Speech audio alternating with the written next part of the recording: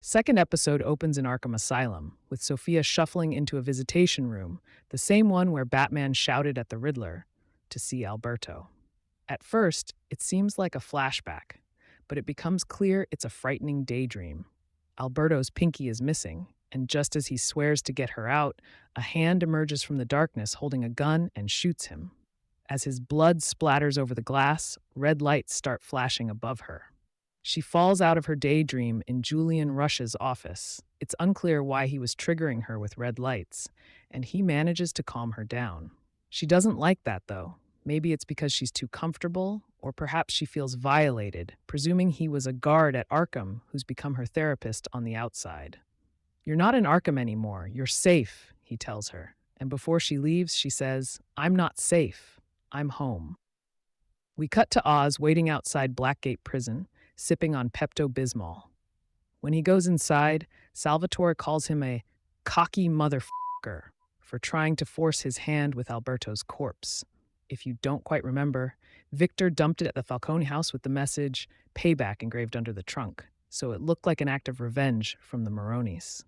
Salvatore threatens to tell the Falcones the truth and have them cut Oz from airhole to asshole. Yikes.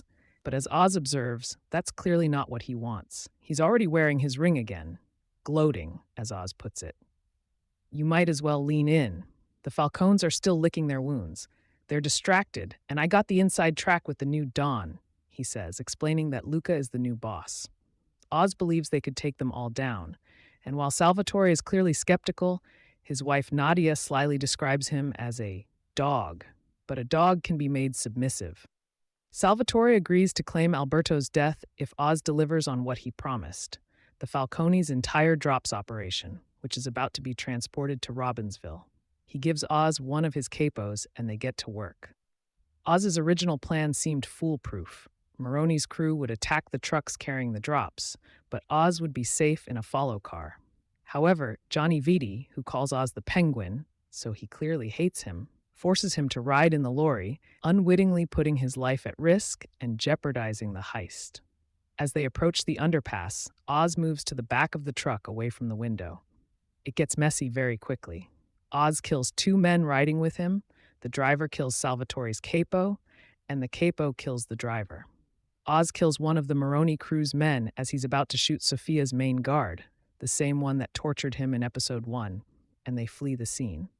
No witnesses, and as far as anyone knows, it was an ambush, and Oz did his best to save who he could. Johnny Vitti isn't happy. He thinks Oz is to blame for the Maronis getting all of their product, but Oz thinks they were weak as soon as they decided to ship out. Sofia doesn't want to hear it. In her eyes, there's a bigger problem. "They humiliated our family. Justice is what matters," she says, and that's not all. She thinks there's a rat among them. Vitti is offended by the notion, but Luca orders extra security around the premises. As everyone leaves, Luca asks Sofia to stay behind. "If there's a rat, we'll find them. But the when and the how, that ain't up to you," he says, asking her to focus on Alberto's funeral rather than the business.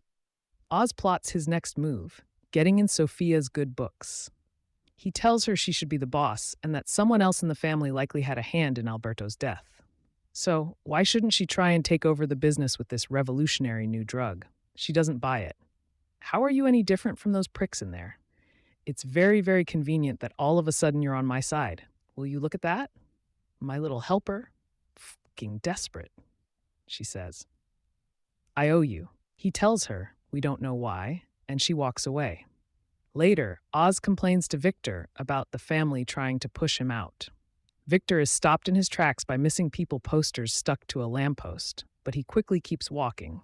Oz thinks Sofia won't stop until she gets someone's head on a platter. But they can't kill her. It's too risky. She wants to find the rat, so Oz just needs to give her a believable name, and then she'll see him more favorably. We learn a little bit of what Sofia allegedly did from a car radio. She's said to have killed 7 women, hence why she's known as the Hangman. Back in Oz's apartment, he tells Victor how a gangster called Pinchy Rovegno asked him to be his driver. He didn't know how to drive, so he stole a car and learned before he started work on Monday. Pinchy was eventually popped for talking to the feds, but Carmine kept Oz around. Moments later, Eve arrives with a few of her ladies, and they put on some tunes. Elsewhere, Sofia meets a drop-addicted detective who used to help her father at a bar. He's hesitant to help, but as soon as they give him some drops, he starts talking. She tells him what happened, and with a bit of persuasion, a lot of money, he agrees to dig up whatever he can find. The next morning, Sofia wakes up with blood under her nails and scratches on her neck. She's been clawing at herself in her sleep. Back at Oz's, he pays tribute to the men who died in the ambush. He introduces Vic to Roxy, an expensive cam girl. He stumbles over his words, explaining that he's from Crown Point. They lost everything, she says, likely referencing the Riddler's attack that flooded Gotham. Eve knows why Oz needed her alibi, and she's not happy. There's a difference between covering for him when he's stolen a car and when he's killed the newly promoted Don of Gotham's biggest crime family. Oz tells her not to worry because Johnny Vitti will end up taking the fall for everything. You bet on the right horse, he assures her, promising to open another club when the coast is clear. I know what I'm doing, he says. Oz receives a call from his mother's landlord. He found her staggering across the street without a coat, confused and unsure what day it was. Her dementia, it's getting worse, he says, but Oz doesn't want to hear it.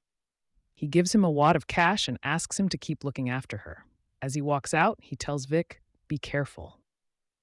Oz doesn't scold his mother or lose his temper. He puts on Dinah Washington's Tears and Laughter, and the pair dance together in the living room. I don't want to be cooped up in this shutty house forever, she says, and he tells her to be patient. If my son is a nothing, then what am I? She asks. But before he can get too upset, he leaves for Alberto's funeral. As Oz arrives at the funeral, the flashing lights of paparazzi line the pavement alongside people chanting, "Send her back," in reference to the hangman. Sofia is standing out of sight, smoking a cigarette. We didn't have a service for my brothers, he tells her, explaining that his mother didn't want to deal with people's pity after Jack and Benny's deaths, especially when she was struggling to get out of bed. Suddenly, she got up and took Oz to a jazz club, and things started to get better. I'd like to think it was me that changed her, but I dunno.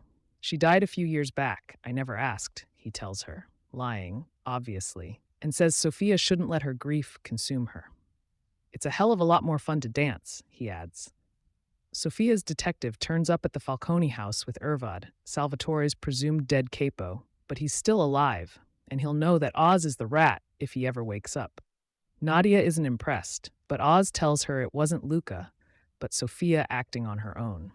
You should know all the movements, or else you have no value to us, she warns. Before they kill him, he asks her to check his jacket pocket and look at the photos of Vitti having sex with Luca's wife. Oz promises to find Ervad, get him out, and offset the blame onto Vitti.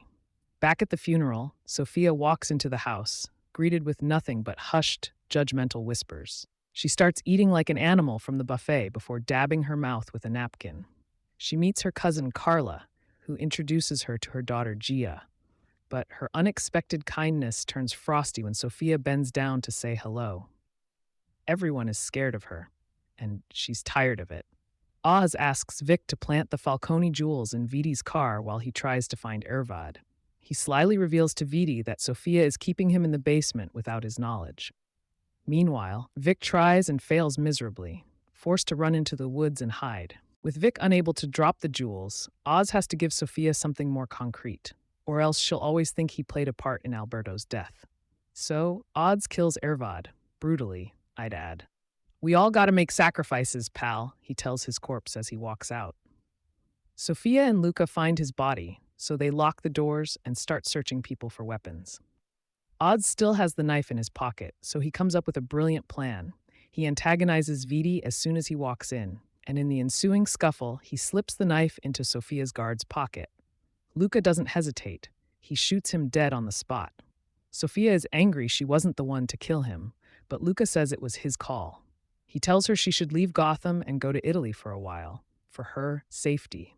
Later, Oz gets Vic to bury the bodies and lie down in the hole with them. How does it feel? This is what happens when you choke. Death is a one-way street, Vic. You know how close I got to getting popped tonight? 'Cause you f***ed up? He tells him, asking him to adapt when things don't go to plan.